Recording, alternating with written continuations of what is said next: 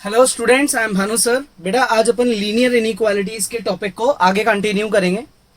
इस टाइप के क्वेश्चंस और इससे पहले के वीडियोस में जो अपन ने क्वेश्चंस करे हैं वो आपके 11th क्लास के लिए नहीं, हायर क्लासेस और जब आप कॉम्पिटिटिव एग्जाम्स देंगे उन सब के लिए ही बहुत ज़्यादा इंपॉर्टेंट है। ये बहुत ईजी भी है और आगे बहुत आपके काम भी आने वाला है, इसलिए आप इनकी सेल्फ प्रैक्टिस बहुत ढंग से करना। देखो भाई, स्टार्ट करते हैं। ये आपकी फर्स्ट लीनियर इनइक्वालिटी है। इसमें आपको x की वैल्यू निकालनी है। अगर आप नोटिस करो तो x जो है वो बीच में है, x की टर्म बीच में है, लेफ्ट और राइट में कांस्टेंट है। तो अब मुझे इसको इस तरीके से सॉल्व करना है कि सेंटर में अकेला x रह जाए। तो सबसे पहले इस -4 को हटाते हैं। कैसे? मैं यहां लिख देता हूं ऐड बाय 4, सब में 4 ऐड कर दो तो ये बन जाएगा 6, यहां रह जाएगा 3x और यहां हो जाएगा 9। अब मैं लिख देता हूं डिवाइड बाय 3, ये हो जाएगा 2, ये हो जाएगा x, ये हो जाएगा 3। हो गया, इतना सा है। 2 स्टेप में सोल्यूशन खत्म। अब ये आपका जो आंसर है इसको आप 2 और तरीके से लिख सकते हो। इंटरवल फॉर्म में अगर लिखते हैं तो ऐसे लिखा जाएगा, क्लोज्ड ब्रैकेट लगाए जाएंगे। क्लोज्ड ब्रैकेट क्यों लगा रहे हैं क्लोज ब्रैकेट? क्योंकि यहां इक्वल का साइन है। और अगर नंबर लाइन का रिप्रेजेंटेशन करना है तो यहां 2 मार्क करो, यहां 3 मार्क करो, ठीक है। और उसके बाद इनको एक्सटेंड करके इन पे क्लोज्ड सर्कल लगाओ और इनको ज्वाइन कर दो, ठीक है। इस तरीके के सर्कल्स को क्या बोला जाता है? Closed circles. क्लियर? यहां तक आ गया समझ में? इजी है बहुत। तो अब आप चाहे अभी पॉज कर लो वीडियो और नेक्स्ट वाला खुद ट्राई कर लो, नहीं तो समझ लो, है ना। देखो अब इसमें क्या करना है, वही सेम। मुझे सेंटर में क्या चाहिए? x चाहिए। तो उसके लिए मैं क्या करूंगा, सबसे पहले मैं लिख देता हूं डिवाइड बाय -3। जब भी आप नेगेटिव साइन को कैंसिल आउट करते हो या उसे मल्टीप्लाई करते हो या डिवाइड करते हो तो इनइक्वालिटीज घूम जाती है। यानी कि ये साइन घूम गया, सेम ये साइन भी घूम गया। -3 से इसको डिवाइड करेंगे, -2, ये -3 अपना गायब हो जाएगा, यहां हो जाएगा -4। ये -4 अगर मुझे हटाना है तो मुझे यहां लिख देना चाहिए ऐड बाय 4, ठीक है। सब में 4 ऐड कर दो तो ये हो जाएगा 2, ये हो जाएगा 2x और ये हो जाएगा 0। अब इस 2 को अगर मुझे हटाना है तो मैं यहां लिख दूंगा डिवाइड बाय 2, तो ये हो जाएगा 1, यहां आ जाएगा x, यहां आ जाएगा 0। इसका मतलब ये हुआ कि x जो है वो 0 से बड़ा है और 1 या 1 से छोटा है। x 0 से बड़ा है और 1 या 1 से छोटा है, ठीक है। तो अब मैं इसको और कैसे लिख सकता हूं? इंटरवल फॉर्म में लिखने का तरीका है, 0 पे लगाओ ओपन ब्रैकेट, 1 पे लगाओ क्लोज ब्रैकेट, और नंबर लाइन का तरीका है 0 और 1। तो अब आप 0 पे क्या लगाओगे? Open circle. 1 पे क्या लगाओगे? Closed circle. यानी कि हम हर जगह 0 को एक्सक्लूड कर रहे हैं और 1 को इंक्लूड कर रहे हैं, ठीक है। कॉपी कर लो। नेक्स्ट क्वेश्चन, ये भी बहुत इजी है। सेम x को सेंटर में रखने की कोशिश करनी है। तो क्या कर सकते हैं अपन इसमें? एक तो ये 4 हटाना है, सबको लिख दो सब्ट्रैक्ट बाय 4। सब्ट्रैक्ट बाय 4, 4 सब में से सब्ट्रैक्ट कर दो। इधर करेंगे -3 -4 माइनस का 7, इधर से 4 हट जाएगा, इसमें से 4 सब्ट्रैक्ट करेंगे तो रह जाएगा 14। अब अपन लिख देते हैं मल्टीप्लाई बाय 2, माइनस का 14 माइनस का 7x 28, ठीक है। अब लिख देंगे डिवाइड बाय -7। नेगेटिव नंबर से डिवाइड कर रहे हो तो इनइक्वालिटी का साइन घुमा देना, ये बहुत जरूरी है। ये घुमा दिया, ठीक है। यहां आ जाएगा +2, यहां आ जाएगा -4। अब मैं इसको और कैसे लिख सकता हूं? छोटा नंबर -4 है ना, उसे पहले लिखो, बड़े नंबर को बाद में लिखो। यानी कि x -4 या उससे बड़ा है और 2 से छोटा है। गलती से आपने साइन ऐसे ही लगा दिए तो थोड़ा सा इसको रीड आउट कर लो, इसी में आपको समझ आ जाएगा कि हमने बहुत बड़ी गलती कर दी। हम यहां ये बताना चाह रहे हैं कि x 2 से बड़ा है, -4 से छोटा है। तो ऐसा तो कोई नंबर ही नहीं होता जो 2 से बड़ा हो और -4 से छोटा हो। तो आपको यहाँ पे अपनी गलती समझ आ जाएगी। क्लियर? तो ये आपका आंसर हो गया इनइक्वालिटी की फॉर्म में। अब इसकी इंटरवल फॉर्म क्या बनेगी? अपन इसको लिख सकते हैं x बिलोंग्स टू -4 से 2 क्लोज्ड ब्रैकेट, और अगर नंबर लाइन बनाए तो अपन लिख सकते हैं -4 और 2। हमेशा देख लो छोटा नंबर पहले आता है, छोटा नंबर ये भी है, हर बार छोटा नंबर पहले आएगा। क्लियर? दोनों पे क्या लग जाएगा? डार्क सर्कल, यानी कि क्लोज्ड सर्कल। ये अपने आंसर्स हो गए। ठीक है, नेक्स्ट। एग्जाम में जरूरी नहीं होता कि आप तीनों फॉर्म में आंसर छोड़ो, आपको जो बोला जाए उस फॉर्म में आंसर छोड़ सकते हो। मैं आपको हर क्वेश्चन में तीनों फॉर्म्स के आंसर्स बता रहा हूं। सबसे पहले इस 5 को हटाना है, तो अपन लिख सकते हैं भाई मल्टीप्लाई कर दो 5 से, तो ये हो जाएगा 75, यहां हो जाएगा 3x - 2 और यहां हो जाएगा 0।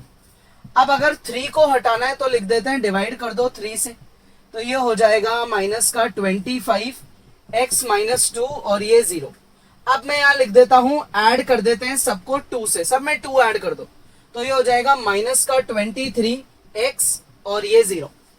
ठीक है, तो x की जो वैल्यू है वो -23 या उससे बड़ी है और 0 या 0 से छोटी है। तो अपन यहाँ ये तो हो गई इनइक्वालिटी।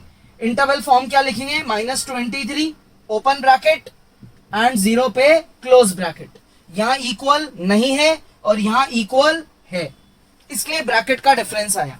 और नंबर लाइन की बात करते हैं तो छोटा नंबर ऑब्वियसली पहले आएगा, बड़ा नंबर बाद में आएगा। -23 पे क्या लगेगा? ओपन सर्कल, और 0 पे क्या लगेगा? Closed circle. ये अपने आंसर्स है, कॉपी कर लो।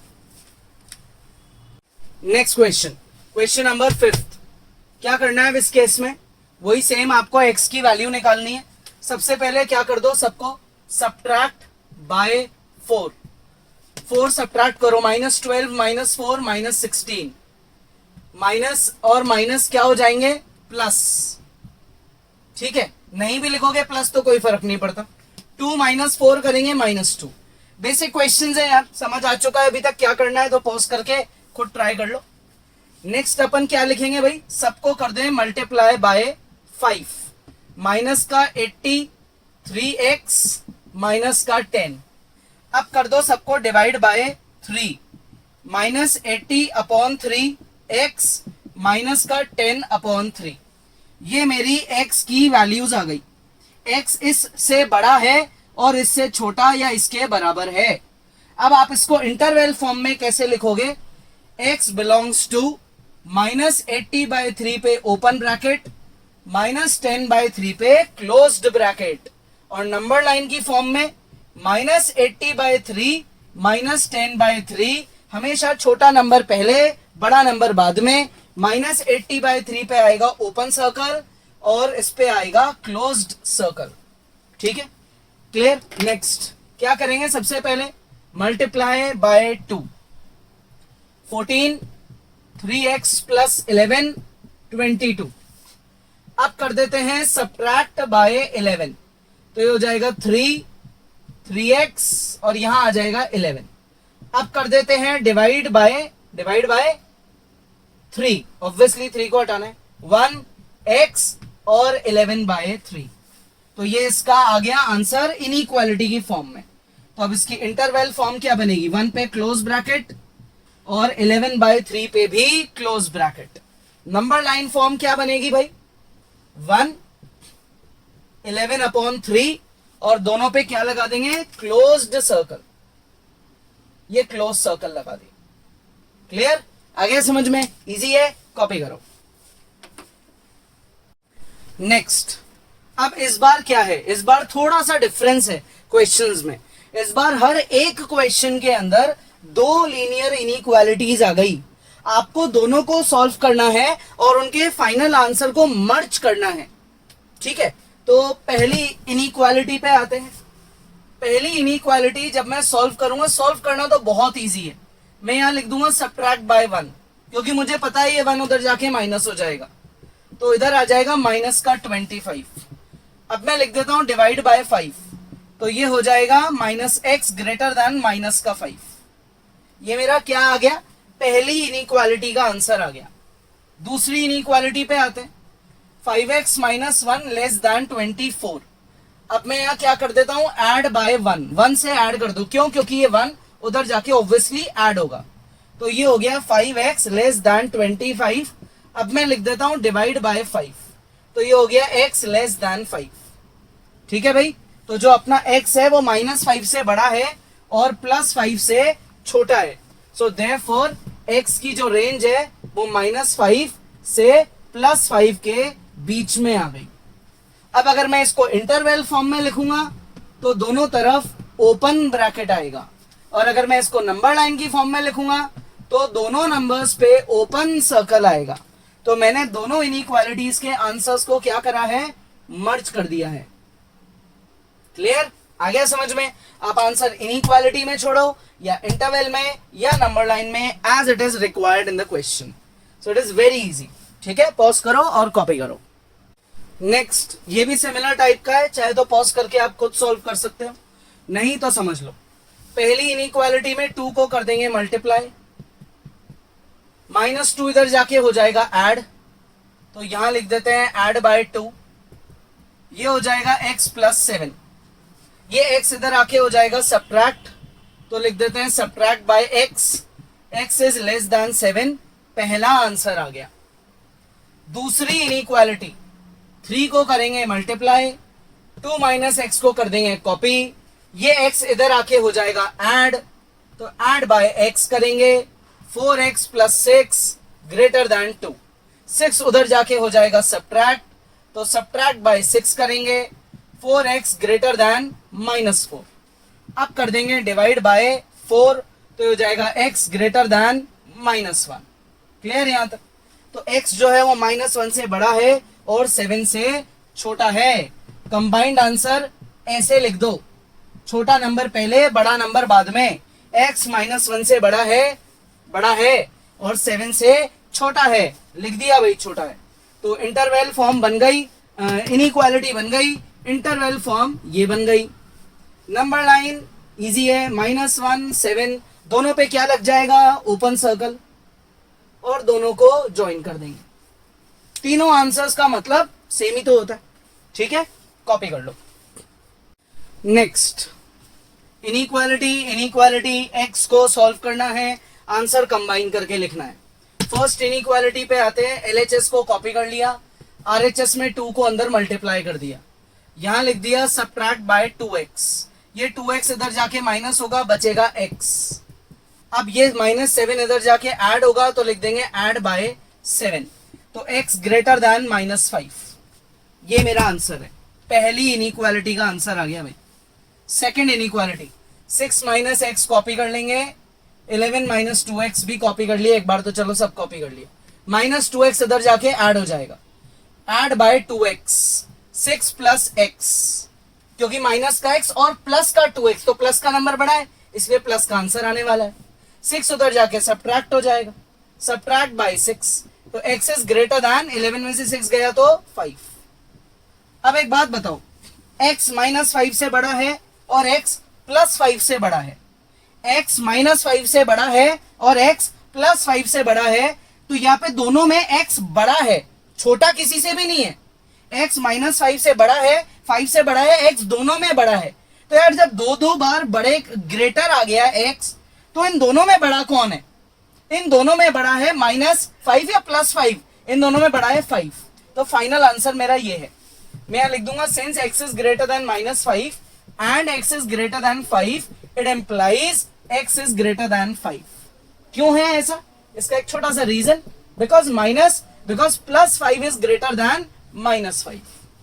भाई जब x अगर 5 से बड़ा है, 6 7 8 9 10 इतने बड़े नंबर है, तो वो सारे -5 से तो ऑब्वियसली बड़े होते हैं ना, इसलिए ये अपना फाइनल आंसर है। अब इसको आप इंटरवल में कैसे लिखोगे? 5 से पॉजिटिव इंफिनिटी, क्योंकि x अगर 5 से बड़ा है तो भाई कितना बड़ा है, लिमिट ही नहीं है, चलता ही जाएगा। नंबर लाइन की अगर बात करें तो 5 पे आप नंबर लाइन बना के ओपन सर्कल लगा के एरो खींच देना, कितना भाई चलता ही जाएगा इंफिनिटी तक, पॉजिटिव इंफिनिटी तक। ठीक है, कॉपी कर लो। नेक्स्ट, थोड़ी सी इक्वेशंस बड़ी है लेकिन ये भी बहुत इजी है, सेम टाइप का है। सॉल्व करें इसको। 10x minus 35 minus 6x minus 9 less than equal to 0। 10x में से 6x गया 4x, यहां आ गया माइनस का 44 लेस देन इक्वल टू 0। दोनों तरफ कर दो add by 44। 4x less than equal to 44। अब लिख दो divide by 4। x less than equal to 11। x 11 या उससे छोटा है। इस इनइक्वालिटी को एक बार कॉपी करें, ये तो थोड़ी इजी लग रही है सॉल्व करने में। इसमें क्या कर सकते हैं अपन, इस 2x को उधर भेज सकते हैं भाई, भेज सकते हैं, है ना। तो सब्ट्रैक्ट बाय 2x। 19 4x 47, ये 47 इधर आके माइनस हो जाएगा, तो यहां लिख देंगे सब्ट्रैक्ट बाय 47। 19 में से 47 गया तो 19 में से 47 में से 17 गया 30, दो और कम कर दो तो ये हो गया 28। माइनस का 28 4x डिवाइड बाय 4 माइनस का 7 और x, यानी कि x जो है वो बड़ा है किससे, -7 से। यहां x छोटा है किससे, 11 से। कंबाइन अगर मैं करूं तो x बड़ा है -7 से या उसके बराबर है, और 11 या 11 से छोटा है। ये इसका आंसर हो गया। इंटरवल फॉर्म में लिखना है तो ये, और अगर आपको ये तो इनइक्वालिटी फॉर्म हो गई और ये इसकी इंटरवल फॉर्म हो गई। नंबर लाइन की बात करेंगे तो -7 11, छोटा नंबर पहले आएगा, बड़ा नंबर बाद में आएगा। क्लोज्ड ब्रैकेट है इसलिए क्लोज्ड सर्कल्स लग जाएंगे और उन्हें ज्वाइन कर दिया जाएगा। इजी है। तो आज के क्वेश्चंस की प्रैक्टिस करेंगे, इस टाइप के और भी क्वेश्चंस ट्राई करेंगे, एनसीईआरटी के एग्जांपल्स की प्रैक्टिस करेंगे। कोई भी डाउट है वीडियो दोबारा देख लो, नेक्स्ट क्लास में अपन आगे पढ़ेंगे। Hello students, I am Bhanu sir. आज अपन बेटा लीनियर इनइक्वालिटीज पे बेस्ड कुछ वर्ड प्रॉब्लम्स को डिस्कस करेंगे।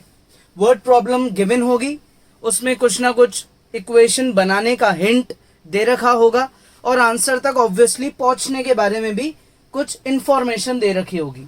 जैसे a solution is to be kept, एक सॉल्यूशन है, एक मिक्सचर है जिसको आपको 68 डिग्री से 77 डिग्री के बीच में रखना है।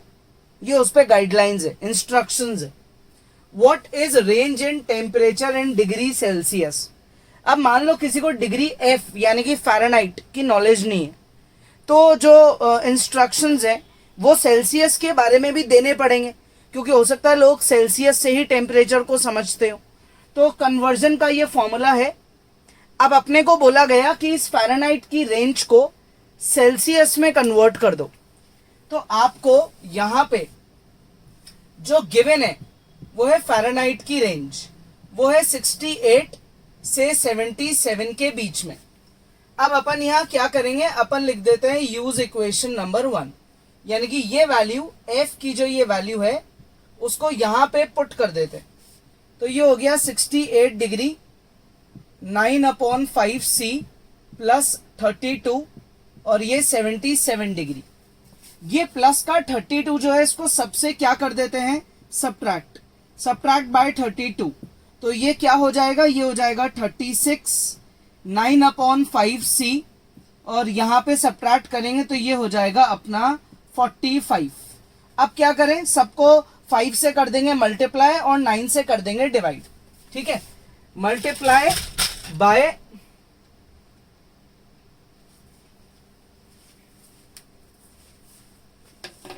अब कर देंगे अपन क्या, 5 से सबको मल्टीप्लाई और 9 से डिवाइड।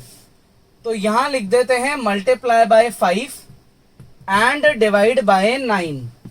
तो ये हो जाएगा 36 multiply by 5 divide by 9, 9/5c multiply by 5 divide by 9, 45 multiply by 5 divide by 9।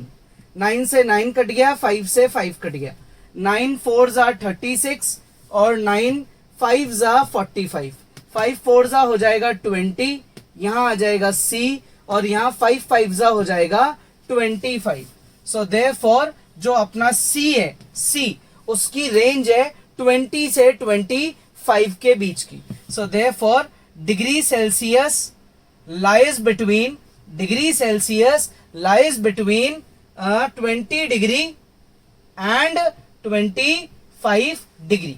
तो अगर फ़ारेनहाइट की रेंज 68 से 77 है तो सेल्सियस की रेंज 20 से 25 है। क्लियर? आ गया समझ में? इजी है, कॉपी कर लो। नेक्स्ट एक और बड़ा इजी सा क्वेश्चन करते हैं। देखो, IQ of a person is given by, IQ निकालने का भी फॉर्मूला आ गया कि इंसान में कितना IQ है। इसमें MA और CA, MA is mental as यानी कि दिमागी रूप से कितना मैच्योर है भाई, and CA is chronological age, मतलब बर्थ से लेकर आज तक कैलकुलेट करके एक्चुअल एज क्या है। CA है एक्चुअल एज, MA है दिमाग की उम्र, मेंटल एज। IQ की आपको रेंज गिवन है। एक आदमी है जिसका IQ कैलकुलेट हुआ 80 से 40 के बीच में for a group of 12 year old children. 12 साल का बच्चा है, एक्चुअल एज है उसकी 12 साल, यानी कि जो 12 है ये क्रोनोलॉजिकल एज है। ठीक है, 12 साल, उसका IQ निकला 80 से 140 के बीच में। तो बताना है कि उस बच्चे की मेंटल एज क्या होगी। ठीक है, आपको IQ की रेंज गिवन है और IQ निकालने का फॉर्मूला गिवन है, साथ में उसकी क्रोनोलॉजिकल एज गिवन है। तो सबसे पहले अपन IQ की रेंज को कॉपी करते हैं, 80 से 140। अब अपन IQ का वो फॉर्मूला यहां लिख देते हैं, मेंटल एज, क्रोनोलॉजिकल एज 100, 140 और ये हो गया 80। अब क्या करें, अब अपन सबको डिवाइड कर देते हैं 100 से। ठीक है, तो ये हो जाएगा 8/10। यहां आ जाएगा मेंटल एज, मेंटल एज मुझे पता है ही नहीं, लेकिन मुझे क्रोनोलॉजिकल एज पता है 12, और यहां आ जाएगा 14/10। सबको 100 से डिवाइड कर दिया, डिवाइड बाय 100। अब क्या करेंगे, सबको मल्टीप्लाई बाय 12 कर देते हैं। 8, 10, 12, MA 14, 10, 12 क्या किया भाई, मल्टीप्लाई कर दिया किससे, 12 से। तो सेंटर में क्या रह गया, सिर्फ मेंटल एज रह गया। अब आप इसको कैंसिल आउट करोगे, मतलब इसको सिंप्लीफाई करोगे। 96/10 9.6, मेंटल एज ये 14 इंटू 12 करना पड़ेगा, प्रोडक्ट जो आएगा 168। अपॉन में 10 है तो डेसिमल, यानी कि उस बच्चे की मेंटल एज की जो रेंज है वो 9.6 इयर्स से 16.8 इयर्स के बीच में कहीं भी हो सकती है। So mental as of child क्या लिखेंगे, is more than 9.6 years and less than 16.8 years. जिस बच्चे का IQ 80 से 140 की रेंज में है और एक्चुअल एज 12 साल है, उस बच्चे की मेंटल एज 9.6 से 16.8 के बीच में। मतलब अगर 9.6 आंसर है तो अपन बोलेंगे बच्चे की एक्चुअल एज ज्यादा है लेकिन दिमागी रूप से थोड़ा छोटा है, बचपन है उसमें। और अगर उसका मान लो मेंटल एज निकला 16.8 तो अपन बोलेंगे एक्चुअल एज तो 12 है और दिमाग की एज 16.8 है, मतलब हद से ज्यादा मेच्योर, मतलब इंटेलिजेंट है, जीनियस है भाई। ठीक है, कॉपी कर लो। Next question, how many litres of water will have to be added to 1125 liters of 45% solution of acid so that the resulting mixture will contain more than 25 but less than 30% acid। पहली बात तो क्या add कर रहे हैं, water, जिसमें कितनी acid होती है, 0%। वाटर इज न्यूट्रल, कॉमन बात है। किस कंटेनर में एसिड कर रहे ऐड कर रहे हैं, 1125 लीटर वाले कंटेनर में ऐड कर रहे हैं, जिसमें कितनी एसिड है, 45% एसिड है। वॉल्यूम कितनी है, 1125। पानी कितना ऐड कर रहे हैं पता ही नहीं है, x, मतलब x ही फाइंड करना होगा। अब जब आप इन्हें मिला दोगे तो जो टोटल वॉल्यूम है वो ऐड हो जाएगी, जुड़ गई। जो रिजल्टेंट एसिड है आपकी, रिजल्टिंग एसिड, वो 25 से होनी चाहिए ज्यादा और साथ में 30% से होनी चाहिए कम। ये मैंने क्वेश्चन को डायग्राम से समझा दिया आपको। वाटर और एसिड को मिक्स कर रहे हैं, मिक्सचर जो है वो टोटल वॉल्यूम इतनी बना लेगा और उसकी एसिड का कंटेंट ये होना चाहिए। तो बताओ पानी कितना ऐड होगा, ये आपका क्वेश्चन है। तो अब आप इसकी इक्वेशन फॉर्म करते हैं। सबसे पहली बात करते हैं रिजल्टिंग एसिड की। रिजल्टेंट एसिड, जो फाइनल एसिड बनेगी रिजल्टेंट एसिड, वो इन दोनों से मिलके बनेगी। यानी कि रिजल्टेंट एसिड में 45% तो होगा 1125 का, और साथ में 0% होगा किसका, एक्स का। इसके 1125 में 45% एसिड है और इसके x लीटर में 0% एसिड है। ये रिजल्टिंग एसिड है, फाइनल एसिड। इसको तो अपन इग्नोर कर देंगे, तो रिजल्टेंट एसिड सिर्फ इतना सा रह जाएगा। अब क्वेश्चन के अकॉर्डिंग जो आपका रिजल्टेंट एसिड है वो 25% से ज्यादा होना चाहिए और 30% से कम होना चाहिए। किसका 25%? ऑब्वियसली टोटल वॉल्यूम का। और किसका 30%? टोटल वॉल्यूम का। यानी कि अब आपका जो रिजल्टेंट एसिड है वो टोटल वॉल्यूम के 25% से ज्यादा होना चाहिए और 30% से कम होना चाहिए। यही हुआ इसका मतलब। ठीक है भाई, यहां तक इजी है। तो अब इसको आगे कैसे सॉल्व किया जाए? सारी परसेंटेज हटा के एक तो 100 लगा दो। रिजल्टेंट एसिड ये रहा, इसमें इसको तो छोड़ो, इसको आप वही 100 लगा दो। ठीक है, और इधर 30% है तो इसमें भी 100 लगा दो। क्लियर? ये 100 सबका हट जाएगा। कैसे? मैं लिख दूंगा यहां मल्टीप्लाई बाय 100, मल्टीप्लाई बाय 100। तो यहां मल्टीप्लाई बाय 100 करके साथ में मैं क्या कर सकता हूं, मैं साथ में कर देता हूं डिवाइड बाय 5। तो देखो 100 से मल्टीप्लाई करेंगे तो अपॉन के 100 सबके हट जाएंगे। 5 से डिवाइड करोगे तो हो जाएगा 5, 1125 प्लस एक्स, ये हो जाएगा 9, 1125, और यहां आ जाएगा 6, 1125 प्लस एक्स, यही आने वाला है। 5 multiply by 1125 plus 5x, 9 multiply by 1125, 6 multiply by 1125, 6x। ये देखो 1125 इंटू 5 इंटू 9 इंटू 6। क्या लग रहा है आपको इनमें सबसे छोटा कौन है? इनमें सबसे छोटा ऑब्वियसली ये है, क्योंकि यहाँ 5 है या 9 है या 6 है। 5, 9, 6 सबसे छोटा 5 है। तो मैं एक काम करता हूं, मैं इसको और सिंप्लीफाई कर देता हूं, इससे सब्ट्रैक्ट कर दो। तो यहां ये तो गायब, क्या रह गया? 5x। ठीक है, यहां 9 में से 5 गया तो 4 इंटू 1125, 6 में से 5 गया तो 1, 1 इंटू 1125 प्लस का 6x। अब इसमें क्या है, और क्वेश्चंस की तरह थोड़ा सा चेंज है। क्या चेंज है यहाँ पे कि हर बार ऐसा होता था कि जो x है वो बीच में होता था। इस बार ऐसा नहीं है। इस बार x एक बार तो लेफ्ट में है, एक बार राइट में है। तो अपन क्या करेंगे, अब यहां से दो अलग अलग केसेस बना लेंगे। ठीक है, तो आप लोग साथ में कॉपी करते रहना भाई। क्या करेंगे अपन, अलग अलग केसेस बना लेंगे। तो पहला केस आपका क्या बनेगा, 5x less than 4 multiply by 1125, divide by 5 कर देंगे। 1125 डिवाइड बाय 5, तो 5 2 जा हो गया 10, फिर 5 2 जा 10, 5 5 जा 25। 225 को 4 से मल्टीप्लाई करो तो हो गया 900।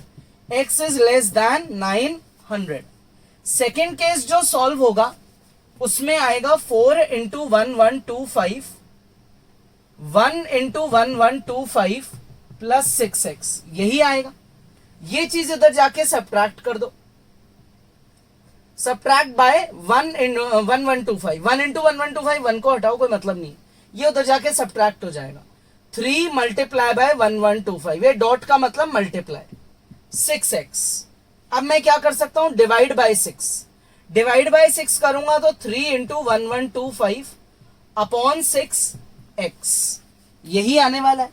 3 और 6 मेरे कट जाएंगे, नीचे आ जाएगा 2। अब मैं इसको 2 से काट दूंगा, 2 5 जा 10, फिर 2 6 जा आ जाएगा 12, फिर ये आ जाएगा 2 2 जा 4, तो ये हो गया 562.5। क्या हो गया भाई? 562.5 ये आंसर। यहां x आ गया लेस देन 900, यहां आ गया x is greater then 562.5। So therefore x 562.5 से बड़ा है और 900 से छोटा है। तो मिनिमम क्वांटिटी जो वाटर की ऐड करोगे वो इतनी है और मैक्सिमम इतनी है। पानी कम से कम इतना ऐड करो, ज्यादा से ज्यादा इतना। So therefore water must be added in the range of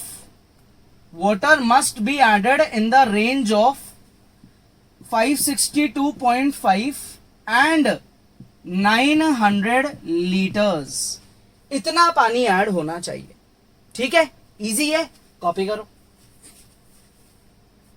next question, ये भी अपने पिछले क्वेश्चन की तरह ही है, लेकिन थोड़ा उससे बेटर है। देखना अभी समझ आ जाएगा क्यों। A solution of 8% boric acid is to be diluted by adding 2% boric acid। आपको 8% एसिड का सोल्यूशन दिया और आपको बोला गया 2% एसिड का सोल्यूशन हम आपको और दे रहे हैं, इन दोनों को मिक्स कर दो। डाइल्यूट कर रहे हो ना, यानी कि मिक्स कर दो। 8% में 2% डाल दो। अब कॉमन बात है यार, 8% में आप 2% डाल रहे हो तो रिजल्ट में क्या 9% बोलोगे क्या? नहीं, रिजल्ट में आप कम बोलोगे, है ना, ऑब्वियसली, क्योंकि इसमें सिर्फ 2% ही है। तो जो आपका रिजल्टेंट मिक्सचर है, रिजल्टेंट एसिड जो है, वो 4% से तो होनी चाहिए ज्यादा और 6% से होनी चाहिए कम। ये आपका रिजल्टेंट एसिड का रेशो है, 4% से ज्यादा, 6% से कम। अब ये जो 8% वाला सोल्यूशन है, ये कितना लीटर है? 640। ये बताओ कि 2% वाला कितना ऐड किया है? x, टोटल वॉल्यूम हो जाएगी 640 प्लस x। अब अगर बात करें रिजल्टेंट एसिड की, तो भाई रिजल्टेंट एसिड आपको कब मिलेगा? फाइनल एसिड आपको कब मिलेगा? जब आप दोनों बकेट की एसिड को जोड़ दोगे, यानी कि जब आप 8% 640 में ऐड कर दोगे 2% x को, तभी तो फाइनल तक पहुंचोगे। एक बाल्टी और दूसरी बाल्टी को जोड़ दिया तभी तो फाइनल बाल्टी मिलेगी, कॉमन बात है ना। अब ये जो आपकी फाइनल रिजल्टेंट एसिड है, यानी कि RA, ये 4% खुद की वॉल्यूम के 4% से ज्यादा होनी चाहिए और 6% से कम होनी चाहिए। तो अब आपकी जो रिजल्टेंट एसिड है वो खुद की वॉल्यूम की 4% से ज्यादा होनी चाहिए और 6% से कम होनी चाहिए। यानी कि ये रिजल्टेंट एसिड दोनों बाल्टियों को मिलाने के बाद जो तीसरी बाल्टी तैयार होगी, उसमें एसिड 4% से ज्यादा होगा और 6% से कम होगा। अब परसेंटेज पे आते हैं और सबको सॉल्व कर देते हैं। 4/100 640 plus x, resultant acid 8/100 into 640 plus 2/100 into x, 6%, 6/100 into 640 plus x। ठीक है, सब में अपॉन में 100 दिख रहा है मुझे, तो मैं एक काम करता हूं, सबको मल्टीप्लाई बाय 100 कर देता हूं, 100 कट जाएगा।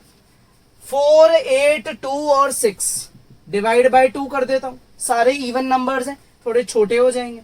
2 640 x, 4 640 x, 3 640 और x। ठीक है, आ गया इतना समझ में? इजी है। अपॉन का 100 भी हट गया और 4 8 2 और 6 ये छोटे भी हो गए। ये हो गया 2 into 640 plus 2x, 4 into 640 plus x, 3 into 640 plus x, 2 into 640, 4 into 640, 3 into 640। क्या है सबसे छोटा? सबसे छोटा है 2 इंटू 640। सबको सब्ट्रैक्ट कर दो इससे, यहां रह जाएगा 2x, 4 में से 2 गया, 2 इंटू 640 प्लस का x, 3 में से 2 गया, से बचा 1 इंटू 640 यानी कि 640। ऑब्वियसली इंटू में 1 लिखने का कोई यूज नहीं होता है, बड़ा ही छोटा हो गया, ये तो बहुत इजी होने वाला है अब अपना। और क्या कर सकते हैं अपन? और अपन एक काम और कर सकते हैं, क्या? सबको अपन सब्ट्रैक्ट कर सकते हैं क्या x से? नहीं कर सकते यार, यहाँ 3x था, अपन ने गलती कर दी थोड़ी सी। अब कर सकते हैं, सब्ट्रैक्ट बाय x भी कर दो, तो यहां क्या हो जाएगा? यहां हो जाएगा सब्ट्रैक्ट बाय x करने से x बचेगा, यहां रह जाएगा 2 इंटू 640। ठीक है, 2 इंटू 640 क्या होता है? 1280। x को सब्ट्रैक्ट किया, यह x उड़ गया, यहां रह जाएगा 2x, 640 और ये 2x। तो कितनी छोटी इक्वेशन हो गई। चालू कितनी बड़ी इक्वेशन से किया था, उसको कितना छोटा बना दिया। अब क्या करेंगे? अब x जो है लेफ्ट में भी है राइट में भी है, तो अब अपन दो केसेस बना लेंगे अलग अलग, है ना, दो अलग अलग केसेस। तो पहला केस क्या बनेगा? पहला केस तो डायरेक्टली सॉल्व हो रहा है, x इज लेस देन 1280। और दूसरा केस क्या बनेगा? 1280 लेस 640 प्लस 2x। 640 इधर जाके माइनस हो जाएगा, सब्ट्रैक्ट बाय 640 कर दो, तो 1280 में से 640 माइनस करोगे तो 640 बचेगा, और यहां 2x डिवाइड बाय 2 कर दो और इजी हो जाएगा। तो डिवाइड बाय 2 करने से हो जाएगा 320 ग्रेटर देन x। तो x 320 से बड़ा है और 1280 से छोटा है। तो अब दोनों आंसर्स को मर्ज करके लिख दो, x 320 से बड़ा है और 1280 से छोटा है। So therefore 2% acid solution to be added is minimum 320 liters and maximum 1280 liters। 380 litre, 320 litre या उससे ज्यादा हो और 1280 मैक्सिमम हो, उसके अंदर अंदर ही रहे, इतना आपको ऐड करना चाहिए। किसको? 2% एसिड वाले सोल्यूशन को। ठीक है भाई, इजी है, लेकिन प्रैक्टिस करनी पड़ेगी, क्योंकि ये लास्ट के दो जो अपन ने करे ये दोनों ही डिफरेंट टाइप के क्वेश्चंस हैं। इस टाइप का आपकी बुक में एक एग्जाम्पल भी है, तो इन्हें एक बार दोबारा सॉल्व करो, आंसर तक पहुंचो, ये आंसर है अपना, और उसके बाद उस एग्जाम्पल को भी ट्राई करो, उससे आपकी और अच्छी प्रैक्टिस हो जाएगी। एग्जाम्पल में पहले सोल्यूशन मत देखने बैठ जाना, पहले खुद सॉल्व करना। नहीं आए, कोई भी डाउट है तो वीडियो को दोबारा भी देख सकते हो, है ना। नेक्स्ट क्लास में आगे पढ़ेंगे।